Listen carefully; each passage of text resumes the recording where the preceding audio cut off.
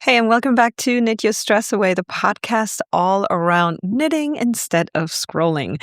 Today, we have a fun topic. We're actually going to talk about very practical tips and things to do instead of scrolling that you can start doing tonight. So let's get into this episode. Welcome to Knit Your Stress Away, the podcast for moms who want to knit instead of scroll. I'm Nadine, and I help overwhelmed moms swap doom scrolling for knitting so you can finally have 20 minutes of peace that don't involve a screen. Whether you're brand new to knitting or getting back into it after years away, this show will teach you how to use knitting as a tool to calm your nervous system, set boundaries with your phone, and reclaim time for yourself without the guilt. No fancy techniques, no complicated patterns, just some practical tips, real talk about stress and motherhood, and simple ways to make knitting a part of your everyday life. So put down the phone, grab your needles, and let's knit the stress away, one stitch at a time. Hey, friends. Welcome back to the podcast to Knit Your Stress Away.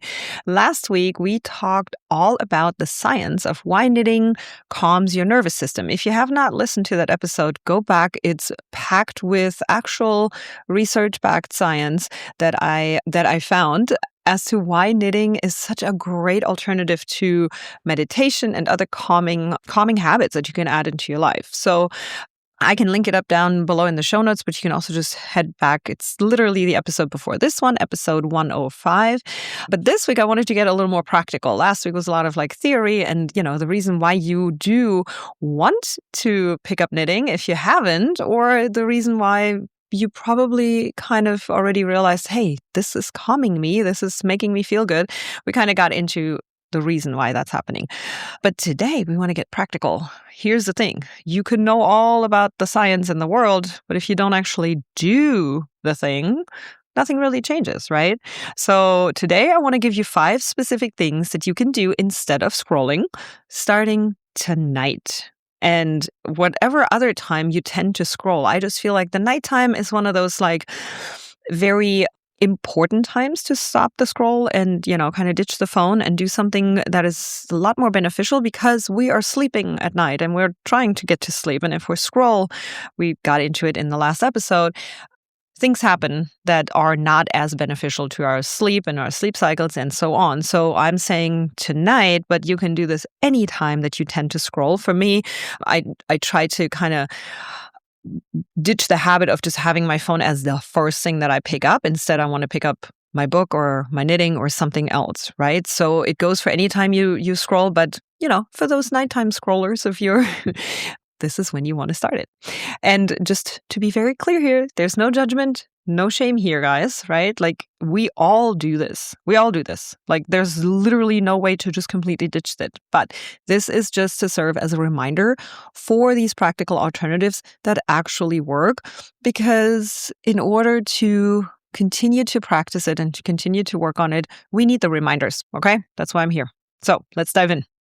Okay, first, let me acknowledge why this is so hard. Because if it were easy, I wouldn't be talking about this. Oh, no one would struggle with this, right? It would be like, yeah, no, I never look at my phone. Ha.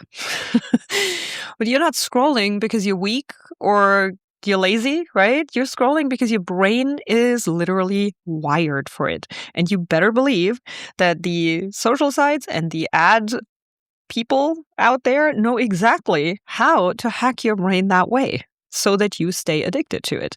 That's just how it works. Every time you pick up your phone, you get a little hit of dopamine, a notification, a new like, a new post, a message, even just a text message from someone. You hear that ding and you're like, ooh, what is it? What is it? Gotta look, right? Your brain loves that novelty and it loves the unpredictability of, figuring or not knowing what's there, but to wanting to know what is there. You just want to have a look. So it's easy for your brain to, when you're stressed, when you're bored, when you're tired, to say, you know what, grab your phone, quick dopamine hit. You know it's there. You know it's coming. And have you ever done this? Seriously, I catch myself do this from time to time. It used to be a lot more, but you grab your phone, you look at let's say Instagram, right? You open your Instagram, you look at it and you're like, okay, notification, I'm checking them, blah, blah, blah. I'm looking at my feed. And let's say 15 minutes later, you're done, you put a phone down, and 2 seconds later, you grab your phone, you open Instagram, and you're like, wait, I just did that. I just checked it. That was your brain looking for another notification or for another, I guess, like, message, something, but you just checked it. So obviously there isn't a new one. And you're like, oh, never mind. I guess I don't have another one. Or when you look at your phone just by habit and you realize, I don't have a notification. It's kind of boring, right? So usually we do have notifications, and your brain will always have that dopamine hit. And before you know it, 20, 30, 40 minutes go by and you feel worse than when you started. And that's usually the case. If not by the actual scrolling, by the comparison, by all those things that you're finding in those messages, if not by that, then you are at the very least feeling worse by the time you just wasted. At least that's the case for me. Tell me if I'm wrong. But here's the key. It's kind of hard to just stop scrolling and be like, yeah, I'm just going to not do this, right? I mean, you could, but it would require a lot of brain power to do that.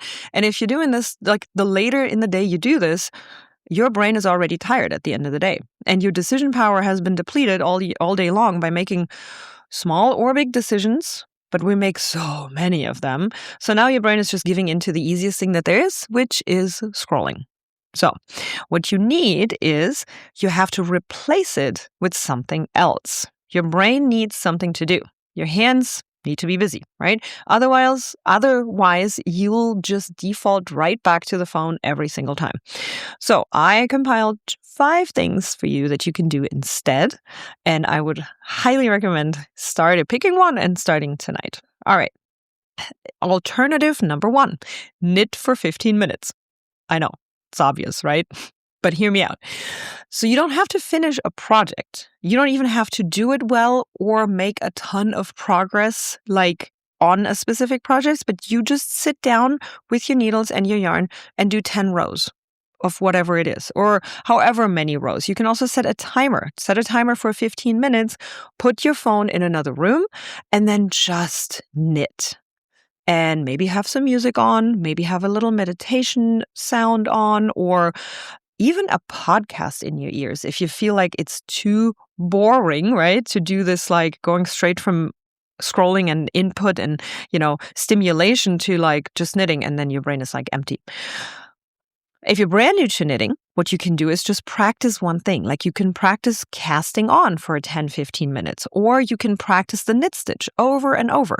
My youngest daughter, she is 13. She's currently learning to crochet, and I could be doing a lot better job at it, but we have a lot of school going on too, so she's trying to work it in when she can. But currently all she does is she crochets lines of loops, just loop after loop after loop after loop, and then she unravels it and she starts over. So the point is not necessarily the end product, but the process of you just using this as a tool to calm your nervous system and calm your brain. By minute 5, you might feel that your shoulders are dropping. By minute 10, you might feel that your breathing is slowing down a little bit. And by minute 15, you might realize that you didn't think about your phone once. And that is the swap. And that's where the magic happens, right? That's really, really cool. Alternative number 2, you could read 10 pages of a book. Not an article on your phone, not a blog post, an actual book, or alternatively a Kindle, because usually, unless you have like a Kindle Fire or whatever they're called, you don't have ads on there. You don't have the ability to go on the internet. You just read your book. Fiction works really great for this because it pulls you into a story and your brain actually gets absorbed in something that isn't your life just for a few minutes. If you want, keep a book on your nightstand. And when you feel the urge to scroll, just pick up the book instead. Maybe even put the book on top of the phone. That's my personal little trick where I'm literally hiding my phone from myself. It works really well. I would say 10 pages, but it depends on what kind of book it is. Again, 10 to 15 minutes. That's it. You do not have to finish the chapter. You can read as much or as little as you like, but When I read at night, I feel myself relaxing, and I literally don't even want to pick up my phone because the book is that good. Make sure you pick a good book. You can also pair it with a cup of tea, cozy blanket. I have this heated blanket. It's just an electrical heated blanket that I bought for $20 at Target once that I have under my sheet in my bed. And right now, since it's so cold, it's like the best thing ever at night when you're chilly and you're tired and you want to go to sleep and you want to go to bed. I lay on this hot blanket that my daughter graciously turns on for us every single night, like an hour before we go to bed. It's the best. I don't even think about it, and then I get into bed and it's warm. It's amazing. But yeah, combine your reading or your knitting time in your bed with something like that, and you will look forward to it. So here's alternative number 3. You could do a brain dump. You can grab a notebook and write down by hand. Again, don't do this on your phone, obviously, right? That's the whole point. Grab a notebook, write down everything that is swirling around in your head, especially at night. This is a great, great practice. It doesn't have to be pretty. It doesn't have to be like journaling with stickers and different colors. It doesn't even have to be a gratitude list, although you could do that, which always should put you in a good mood. It's not a bad thing to do at all before bed. But it can just be a messy stream of consciousness. Everything that you're thinking about, the things that keep you up at night, the things that you worry about, or the things that were amazing today, which again, very great practice right before bed because it puts your brain in the right headspace. So anything that comes out, it could be a to-do list. It could be things you need to do tomorrow. It could be worries, random thoughts, things that you forgot to do today, things that you were ticked off about. It does 2 things. It gets it out of your head, so your brain can actually stop looping on it. It might really help with those nighttime wake-ups. Hello, midlife mamas over there with the perimenopause like me. And second, it gives your hands something to do. Again, something other than scrolling, right? 5 to 10 minutes, that's pretty much all you need. And that's a great alternative to your nighttime scrolling. Okay, alternative number 4, stretch or move your body. Not talking about a full workout here. Generally, from what I know, it's not necessarily recommended to do a full workout like right before bed, but we're talking here about 5 to 10 minutes of stretching or maybe yoga, right?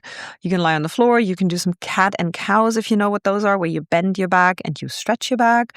You can roll your shoulders. You can stretch your neck. You can even, as a knitter, you can stretch your hands, stretch your wrists out, right? Roll your feet, those types of things. Why does this help? Well, because when you're stressed, tension tends to build up in your body as well, right? And scrolling doesn't always release that tension. In fact, depending on what you're looking at, it actually could make it worse. But moving your body will help with the tension. And the bonus effect is if you do this before bed, it actually signals your body that it's time to wind down, which is awesome. Right? And even here, you can put on calming music, you can put on a podcast and just move gently for 5 to 10 minutes. I personally like to follow like a video of some sort. You can find them on YouTube, or if you have Apple Fitness, you can find like 5 to 10 minute stretching videos on there, and you can just do something. Someone can show you how to do it if you feel like, I just don't know how to do this on my own. It's just a really great way to prepare for bed. Number 5, you may not like me for this one, but you can sit and do nothing. Yep, I know. It sounds weird, but hear me out. Sometimes the best thing you can do is literally nothing. And if we're honest, when was the last time you just sat for 5 minutes and did nothing? Didn't touch anything, didn't think about anything? Well, not didn't think about anything, because that doesn't happen, right? But you don't consciously engage in anything. You sit on your couch or you sit in your bed, no phone, no TV, no book, no knitting. Just sit, look out the window, or notice your breathing, or let your mind wander. It's hard. Let's just say it's not easy because we are so used to having things being thrown at us at all times. And we always feel like to be productive, even when we're trying to rest, we need something to do, right? We need something to pay our attention to. We need something to engage in. But when are we ever bored anymore? You know what happens when you're bored, when your brain doesn't know what to do? First, you become maybe a little antsy. But once you pass that, you actually that's your creative space. That's where you actually end up having ideas, right? Your brain might scream at you at first, and it's definitely going to scream, "Hey, grab your phone. Grab your phone. I need to look at the news." Guess what's going to happen? You're going to have ideas of things that you might have to do. And this is where your notebook can come in. You can just go ahead and write it down. You do not have to grab your phone and put it on your reminders app. You can do that later. If that's where you keep track of things that you have to do, totally fine. But for now, just let it all come. Just let it all come into the brain, right? You can sit for 3 to 5 minutes and do nothing. And you're going to start notice something. Your body will relax after all the screaming. Your thoughts may eventually slow down. And you will remember what it feels like to just be. It's not necessarily a meditation because you're not trying to clear your mind. You're just giving yourself some permission to exist without stimulation for just a few minutes. And again, this one doesn't have to be like a 10-minute, I'm just sitting here doing nothing. This is literally like less than 5 minutes, right? Try it once. Just see what happens. Just throwing out a suggestion here. And by the way, the next time you find yourself at the grocery store in line, and the first thing everyone does when they wait in line is pull their phone out, right? You can try this. Number one, you're going to notice how many people actually pull their phone out. It's a fun thing to watch. And then you're like, let me not do that. And I promise when you practice that, it's actually going to become easier. And you might notice things that you otherwise won't notice because you're not in the room, or you're not in the place that you're actually in. So try that out. It's a fun one. So here's your challenge for tonight. Pick one of these 5 alternatives. I'm going to run through them really quickly again. So alternative number 1 was knit for 15 minutes. Number 2, read 10 pages or 10 minutes, 15 minutes of a fiction book. Number 3, do a brain dump and just write in your notebook, not on your phone. Alternative number 4, stretch or move your body. And alternative number 5, sit and do nothing. So pick one of these 5 alternatives. Don't do all of them, just do one. And when you feel the urge to scroll, whether that's after dinner, before bed, whenever your usual scroll time is, do that thing instead. Set a timer if you feel like you are not going to be able to complete it, right? Set a timer for 15 minutes. Commit to not picking up your phone until the timer goes off. And then I want you to notice, how do you feel after those 5 minutes? And how does it feel compared to how you normally feel if you were to scroll for 15 minutes? That's the experiment. And you're not trying to be perfect. You're not swearing off your phone forever. You're not throwing it out the window. You're just trying one different thing for 15 minutes. And my guess is you will feel better. You may not feel perfect. You're not feeling, quote unquote, cured. You might still think about your phone, but I'm hoping you will feel something better. And I think that's totally worth it. Let me know how it goes. I would love to hear about it. You can tag me on Instagram. My Instagram handle is @thenittingmamas_. You can let me know how it went. You can post it in your stories and tag me there, or just send me a direct message. I would love to hear how it went for you. And I would also love to hear which one of the 5 things you actually ended up picking. Next week on the podcast, we're going to talk about the number 1 mistake that new knitters make and how to avoid it. Because I have a feeling that some of you might try knitting either tonight or sometime this week. And I want to make sure that you don't get stuck on one thing that trips up most beginners. So we're going to chat about it. If you haven't grabbed my free guide yet, that's available now. And now is the time to get it. It's called Swap Scrolling for Stitching. And it includes everything that you need to start knitting this weekend, plus a cheat sheet with everything that you need to buy. And it also has a 3-day reset in there that helps you ditch the scrolling and do more stitching. You can grab it at thenittingmamas.com. The link is also in the show notes for easier access if you're on the go right now. And I hope you enjoy. Let me know what you think about it. And please, please let me know if you're trying one of these 5 alternatives to scrolling your phone at night or at any point during the day when you feel like the urge to grab that phone and do some mindless crap on there. Thank you guys so much for listening. I hope you are enjoying these episodes. And if you do, Go ahead and share them with your other friends. You can just always tag me on Instagram as well when you do share. And I hope to see you next week right here on the Knit Your Stress Away podcast. Thanks for listening to today's episode. If you're ready to swap your screen time for some peace, I made you a free guide called Swap Scrolling for Stitching. It'll teach you what to buy, how to start, and how to build the habit, even if you've never touched needles before. And if you already knit or crochet, this will help you build that habit into your life consistently. Link is in the show notes. And if this episode resonated with you, I would love it if you'd leave a quick review. This helps other stressed moms find the show and discover that there's a better way to unwind than scrolling Instagram at 10 p.m. Follow me on Instagram at @theknittingmamas_ for daily tips, and I'll see you next week for another episode.